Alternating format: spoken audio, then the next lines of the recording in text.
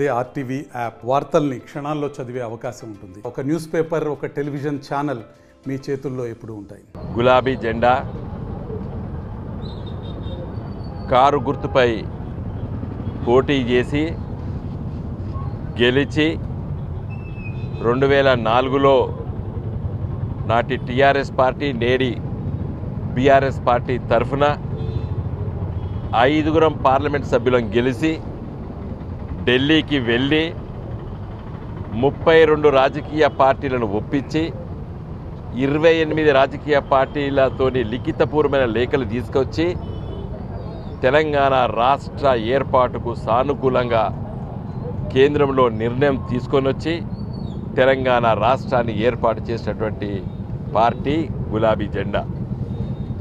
ఆ పార్టీ తరఫున పెద్దలు కల్వకుంట్ల చంద్రశేఖరరావు గారు నన్ను కరీంనగర్ లోకసభ స్థానానికి పోటీ చేయాలని చెప్పి వారు ఆదేశించి మరి ఈరోజు బీఫామ్ ఇచ్చి నామినేషన్ వేసేటువంటి ఒక గొప్ప అవకాశాన్ని ఇచ్చి మేము 5 వెళ్ళి నామినేషన్ వేసి ఇక్కడికి రావడం జరిగింది. మిత్రులారా, ఢిల్లీలో బీజేపీ ఉంది, రాష్ట్రంలో కాంగ్రెస్ పార్టీ ఉంది, 2 జాతీయ పార్టీలు. మీ గులాబీ జెండా అవసరం ఉన్నది, మీ కారు గుర్తు ఏం అవసరం ఉన్నది అని చెప్పి కొంతమంది ప్రశ్నిస్తున్నారు. నేను వాళ్ళకు సూటిగా చెప్తున్నా, కేవలం 5 ఎంపీలతోని ఢిల్లీలో అడుగుపెట్టినాం 2004లో, 20 సంవత్సరాల క్రితం. ఆ రోజు కాంగ్రెస్ పార్టీ, బీజేపీ పార్టీలు ఏం చెప్పినాయి? తెలంగాణ ఇస్తే మేమిస్తాం, తెలంగాణ తెస్తే మేం తెస్తాం. ఈ తెలంగాణ ప్రాంతంలో 17 ఎంపీల స్థానాలు మాత్రమే ఉన్నాయి. ఈ 17కు 17 కూడా టీఆర్ఎస్ పార్టీ గెలిస్తే ఎట్లా వస్తుంది తెలంగాణ? పార్లమెంటు 545 మంది, 272 మంది సంతకాలు పెడితే ఒప్పుకుంటే కదా తెలంగాణ వచ్చేది. 5 తెలంగాణ ఎట్లొస్తుంది? ఈ గులాబీ జెండా ఎందుకు ఎత్తే మాకు ఓటేయాలని చెప్పి 2004లో కూడా కాంగ్రెస్ వాళ్ళు, బీజేపీ వాళ్ళు గిట్లే మాట్లాడారు. 5 ఎంపీలతోనే ఢిల్లీలో అడుగుపెట్టి తెలంగాణ తెచ్చిన వాళ్ళం మేము. ఈరోజు కూడా అదే చెప్తున్నా, ఈరోజు అప్పటికంటే ఇంకెక్కువ అవసరం ఉన్నది గులాబీ జెండా ఎంపీలు ఢిల్లీలో పార్లమెంట్లో. నేటి పరిస్థితుల్లో చూసినట్టయితే, నేడు ఉన్నటువంటి పరిస్థితులు చూసినట్టయితే ఢిల్లీలో బీజేపీ ప్రభుత్వం నేనే ఉండాలి, లేకపోతే కాంగ్రెస్ పార్టీ అయినా ఉండాలి ఈ దేశంలో. మిగతా ప్రాంతీయ పార్టీలన్నీ కూడా బొండిగ విసుకాలని చెప్పి ప్రయత్నం చేస్తుంది బీజేపీ, కాంగ్రెస్ పార్టీలు. ప్రజా సమస్యల కోసం పోరాటం చేసే పార్టీలు, ఆ ప్రజల పట్ల ప్రేమ ఉన్న పార్టీలు మాత్రమే చేయగలుగుతాయి. ఈరోజు నేను అడుగుతున్నా, జాతీయ పార్టీలు, బీజేపీ పార్టీ, కాంగ్రెస్ పార్టీ మిత్రులారా, నవోదయ విద్యాలయాల గురించేలి. తెలంగాణ రాష్ట్రంలో 33 జిల్లాలు ఉన్నాయి. కేవలం 9 నవోదయ విద్యాలయాలు ఉన్నాయి, పాత జిల్లాలో ఉన్నాయి. కొత్త జిల్లాలు ఏర్పాటు చేసి 7 ఏళ్ళైంది. గ్రామీణ ప్రాంతాల్లో తల్లిదండ్రుల పిల్లల్ని నా బిడ్డ నవోదయ విద్యాలయం చదువుకోవాలని చెప్పి ఆరాట పడతారు. ఈ కిషన్ రెడ్డి, బండి సంజయ్, అరవింద్ గారు, తర్వాత మన బాబురావు గారు, ఈ రేవంత్ రెడ్డి, ఈ కోమటిరెడ్డి వెంకరెడ్డి గారు, తర్వాత మన ఉత్తమ్ కుమార్ రెడ్డి, తర్వాత ఇంకొక ముగ్గురేనా కాంగ్రెస్ వాళ్ళు, 3 వీళ్ళసి 4, 7 గెలిచిండ్రు. ఒక్కసారి మాట్లాడిరా పార్లమెంట్లో 5 సంవత్సరాల లోపట అని అడుగుతున్నా నేను. జాతీయ రాజకీయ పార్టీలు బీజేపీ, కాంగ్రెస్కు ఓటు వేయాలనుకునేటువంటి ఓటర్ మహాశయాలను అడుగుతున్నా నేను. తెలంగాణ ప్రజల పట్ల ప్రేమ ఎవనుకున్నది? గులాబీ జెండాకున్నది. నేను మాట్లాడిన నవోదయ విద్యాలయాల గురించి పార్లమెంట్లో మా కేసీఆర్ గారు, ముఖ్యమంత్రి గారు 30 సార్లు లేఖలు రాసిండు. ప్రధానమంత్రి గారు కలిసిన ఆ రోజు పత్రికల్లో మాట్లాడినాం. మీరే వీడియోలు చూపించారు దేశ ప్రజలకు అందరికీ. ఇంకో గా సొయ్యి మాకుంటుంది, గా స్పృహ మాకుంటుంది, తెలంగాణ ప్రజల పట్ల ప్రేమ మాకుంటుంది. ఇంకొక విషయం చెప్తున్నా, ఈ ప్రశ్నలు అడిగే వాళ్ళకి ఢిల్లీలో బీజేపీ, ఇక్కడ కాంగ్రెస్ ఉన్నది మీకెందుకు అనేటువంటి పత్రికా మిత్రుల్లో కొంతమంది ప్రశ్నలు ఇస్తున్నారు. కాంగ్రెస్ పార్టీ రాష్ట్ర విభజన చట్టం పార్లమెంట్లో తీసుకొచ్చింది. All India institute of medical sciences ఆంధ్రప్రదేశ్కి ఇచ్చింది, కానీ తెలంగాణకి ఇవ్వలేదు. తెలంగాణలో హైదరాబాద్లో బాగా హాస్పిటల్ ఉన్నాయి. నిమ్స్ హాస్పిటల్ ఉంది, కేర్ హాస్పిటల్ ఉంది, యశోద హాస్పిటల్ ఉంది, అపోలో హాస్పిటల్ ఉంది. హైదరాబాద్లో ఎయిమ్స్ ఎందుకు అని చెప్పి కాంగ్రెస్ పార్టీ 2014లో విభజన చట్టంలో చెప్పలేదు తెలంగాణకు all India institute of medical sciences అని. నేను పార్లమెంట్ సభ్యుడిగా 2014 నుండి 19 వరకు పార్లమెంట్లో నిరసన చేసినాం మా తోటి పార్లమెంట్ సభ్యులతోని. ఒకరోజు ఒంటి కాలుతో నిలబడ్డాం 20 నిమిషాలు పార్లమెంట్లో, లోక్సభలో ఒక్క కాలు మీద నిలబడితే పార్లమెంట్ సభ్యులు అందరు లేచి గయ్యమని లొలిపెట్టి వాయిదా వేసి వాళ్ళ హక్కును మీరు ఇవ్వాలని చెప్పి మిగతా పార్లమెంట్ సభ్యులు ఒక మద్దతు తీసుకొని ఇవాళ బీబీ నగర్లో all India institute of medical sciences తీసుకొచ్చిన విషయాన్ని మీకు చెప్పదలుచుకున్నాం. అంటే తెలంగాణ సొయ్యి ఉన్నోడు, తెలంగాణ స్పృహ ఉన్నోడు, తెలంగాణ ప్రజల ప్రేమ ఉన్నోడు ఈరోజు పార్లమెంట్లో ఉండాలి. అందుకోసమే గులాబీ జెండా ఎంపీలు గెలవాలి తెలంగాణ లోపల. పార్లమెంట్లో తెలంగాణ ప్రజల కోసం కష్టపడి పనిచేయాలి. నేను ఒక్కటే విషయం చెప్తున్నా, ఎయిమ్స్ చట్టంలో లేని దాన్ని తీసుకొచ్చినాం మేము.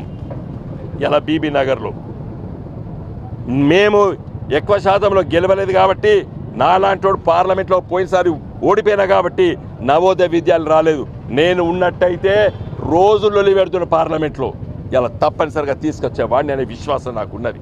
కరీంనగర్కి ట్రిపుల్ ఐటీ 50 ఎకరాల భూమి ఇదే కలెక్టర్ ఆఫీస్ నుండి లేఖ రాపించుకొని పోయినాం మేము. నీతు ప్రసాద్ గారు కలెక్టర్ ఉంటే 50 ఎకరాల భూమి రేకుర్తిలో వీళ్ళ ఊర్లే తీసుకుపోయి అక్కడ ఇచ్చేసి వచ్చినాం. ఢిల్లీలో వచ్చేది ఉండే ఎన్నికల నోటిఫికేషన్ వచ్చింది, నేను ఓడిపోయినా ఎవరు దాన్ని పట్టించుకోలేదు, గెలిచిన బండి సంజయ్ గారితో సహా. ఇలా దురదృష్టవశాత్తు మన గ్రామీణ ప్రాంతాల్లో చదువుకుంటున్న పిల్లలకి ఒక గొప్ప ఇన్స్టిట్యూట్ లేకుండా పోయింది. ఓ గిది ఇందుకోసమే గులాబీ జెండా ఇలా పార్లమెంట్లో ఉండాలి. ఇట చాలా చెప్పగలుగుతా, సమయం లేదు. 100 విషయాలు చెప్తాను నేను ఎట్లా అన్యాయం జరుగుతుంది తెలంగాణకని. తెలంగాణ సొయ్యి, తెలంగాణ స్పృహ, తెలంగాణ కోసం ఆరాట పడేవాడు కావాలి. ఇలా 1000 కోట్లు కరీంనగర్ నగరానికి ఎట్లొచ్చినాయి? మేమందరం కలిసి ఢిల్లీకి 10 సార్లు కాదు 100 సార్లు తిరిగినాం. తెలంగాణకు మాకు కావాలి కరీంనగర్ కని. ఇవాళ కరీంనగర్ నగరంలో ఎక్కడ చూసినా అవి ఉన్నాయి. జాతీయ రహదారులు 75 సంవత్సరాల కళ కరీంనగర్ పూర్వపు జిల్లా కళ. కరీంనగర్ నుండి హైదరాబాద్కు రైల్లో పోవాలని కేసీఆర్ గారు కరీంనగర్ ఎంపీ ఉన్నప్పుడు సర్వే చేయించారు. తర్వాత పొన్నం ప్రభాకర్ గారు వచ్చింది, ఎవరు పట్టించుకోలేదు.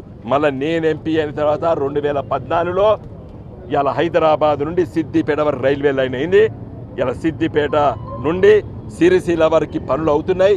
సిరిసిల్ల నుండి వేములవాడ వరకు మరి మానేరు మీద బ్రిడ్జ్ కడతాం, తీసుకొని వస్తాం. గిట్ల ఆరాట పడేవాడు కావాలి. ఎందుకు గులాబీ జెండా ఉండాలి అంటే గిందు కోసం ఉండాలి. కాబట్టి దయచేసి మిత్రులారా, ఈ ఎన్నికల్లో ఇంతమంది మా గంగుల కమలాకర్ గారు చెప్పినట్టు ప్రజలు సిద్ధంగా ఉన్నారు.